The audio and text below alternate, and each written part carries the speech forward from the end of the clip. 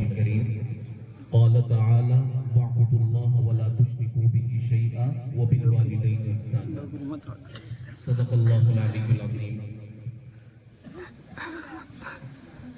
سب سے پہلے کامیاب اجلاس پر مبارکباد پیش کرنا میں بھی اپنا اخلاقی فریضہ سمجھتا ہوں، اور آج کے اس پروگرام سے دل مطمئن نہیں ہوا بلکہ دل متاثر ہوا۔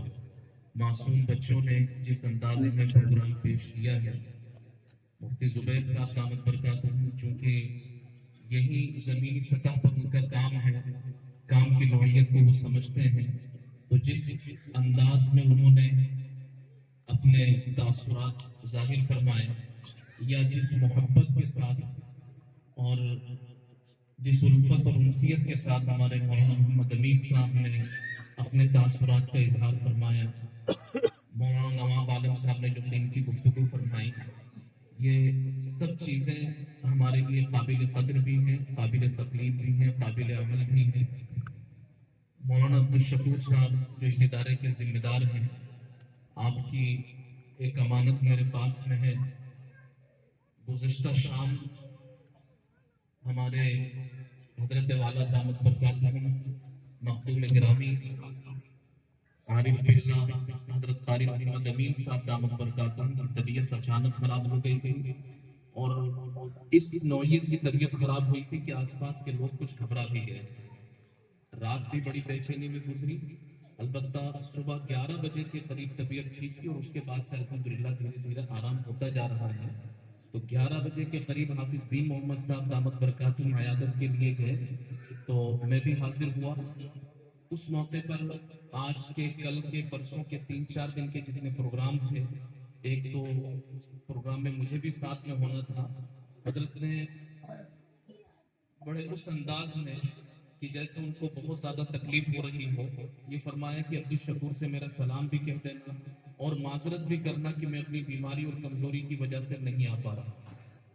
معذرت تو بڑوں کی طرف سے کیا، وہ تو جہاں ہے ان کا وجود صرف اس علاقے کے لیے نہیں بلکہ پورے صوبے کے لیے ان کا وجود بابرکت ہے۔ دعا فرمائیں اللہ تبارک و تعالی حضرت والا کو صحت، تندرستی، سلامتی اور عافیت کے ساتھ لمبی زندگانی نصیب فرمائے۔ وقت بہت زیادہ ہو گیا ہے، باتیں جو کہی جا چکی ہیں ان باتوں کے تکرار کے بغیر صرف ایک آیت کا ترجمہ کرتا ہوں اور ترجمہ کر کے بات ختم کروں گا۔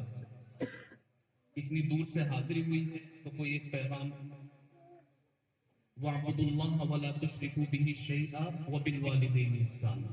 اللہ تبارک و تعالیٰ ہم اور آپ کو مخاطب کر کے فرما رہے ہیں کہ اے ایمان والو، اللہ ہی کی عبادت کرو اور اللہ کے ساتھ کسی کو شریک نہ ٹھہراؤ۔ سورہ فاتحہ میں، نماز میں جس کو ہم پڑھتے ہیں، یہی ہمیں سکھایا گیا کہ ہم اللہ تبارک و تعالیٰ کے سامنے کھڑے ہو کر، ہاتھ باندھ کر، سر جھکا کر یہ اقرار کریں، ایاک نعبد و ایاک نستعین، اے اللہ ہم آپ ہی کی عبادت کرتے ہیں اور آپ ہی سے مدد مانگتے ہیں۔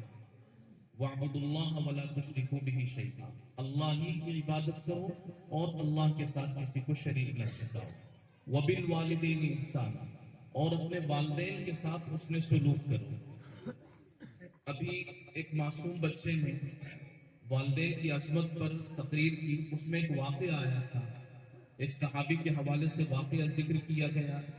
بچہ چھوٹا ہے، کتاب میں یہ واقعہ لکھا تو ہے، لیکن اس کے ساتھ ساتھ دوسری کتابوں میں یہ بھی لکھا ہے کہ یہ واقعہ ضعیف ترین سندوں سے ہے، یعنی اس واقعے کو بیان نہیں کرنا چاہیے۔ بعض نے موضوع کہا، بعض نے من گھڑت کہا، اور بعض نے بالکل ضعیف کہا۔ تو بچے نے ابھی آدھا پڑھا ہوگا اس لیے اس نے بیان کر دیا، آگے جب اور پڑھے گا اور نظر پڑے گی تو انشاءاللہ اس سے احتیاط کرے گا۔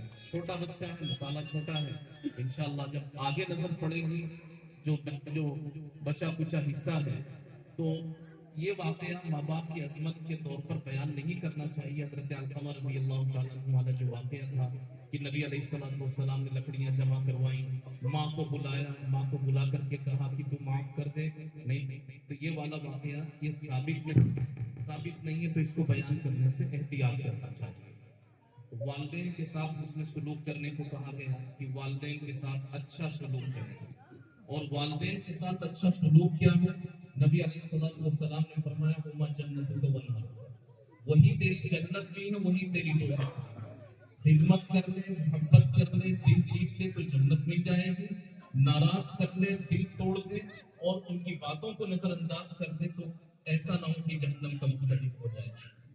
تو وہ بھی والدین انسان، وہ بھی دل قربا، رشتہ داروں کے ساتھ اس میں سلوک کرو، والجار دل قربا، قریب کے جو پڑوسی ہیں ان کے ساتھ میں اس میں سلوک کرو، والجار جنوب، جو دور کے پڑوسی ہیں ان کے ساتھ میں اس میں سلوک کرو، تو رشتہ داروں کے ساتھ اس نے سلوک کرنا، والیتامى، یتیموں کے ساتھ اس نے سلوک کرنا، غریبوں کے ساتھ، مسکینوں کے ساتھ اس نے سلوک کرنا، اور مسافروں کے ساتھ اس نے سلوک کرنا۔ اسی طریقے سے قریب کے پڑوسی، دور کے پڑوسی، سب کے ساتھ اس نے سلوک کرنا۔ قریب کے پڑوسی سے مراد جس کا گھر ہمارے گھر سے قریب ہو، دکان ہماری دکان سے قریب ہو۔ والجار الجنوب، دور کا پڑوسی، جس مارکیٹ میں ہماری دکان ہے اسی مارکیٹ میں کہیں اس کی بھی دکان ہے، جس محلے میں، جس بستی میں ہم رہتے ہیں، جس گاؤں میں ہم رہتے ہیں اسی گاؤں میں، اسی بستی میں کہیں اس کا بھی مقام ہے۔ وہ صاحب بالجنب، جو ہمارے ساتھ بیٹھنے والے ہیں، یہ مجلس میں جو ہم ساتھ بیٹھتے ہیں، یا گاڑی میں ہم ساتھ بیٹھتے ہیں، یا گھر میں ہم جن کے ساتھ رہتے ہیں، تو وہ صاحب بالجنب، ان سب کے ساتھ اس کو سلوک کرنے کا اللہ تبارک و تعالیٰ نے حکم فرمایا۔ اور وما ملکت ایمانکم، جو تمہارے مالک ہیں، تمہارے اندر میں ہیں، تم ان کے ساتھ حسن سلوک کرو۔ ان اللہ لا یحب من کان مختالا فخورا، دو باتیں، ایک تو جس کی طبیعت میں تکبر ہوگا اور جس کی طبیعت میں شیخی ہوگی، ان دو وجہوں سے انسان حسن سلوک نہیں کرتا۔ کسی کے ساتھ جو حسن سلوک کرتا ہے، اچھا رویہ کرتا ہے، تو وہ کسی کو بڑا مانتا ہے، اچھا مانتا ہے تو اس میں سلوک کرتا ہے۔ اور جب آدمی اپنے آپ کو ہی اچھا سمجھنے لگ جائے، اپنے آپ کو ہی بڑا ماننے لگ جائے، تو پھر وہ کسی کے ساتھ اس میں سلوک نہیں کرتا۔ اور اسی لیے قرآن کریم نے آخر میں ان دو بیماریوں کا بھی ذکر کر دیا۔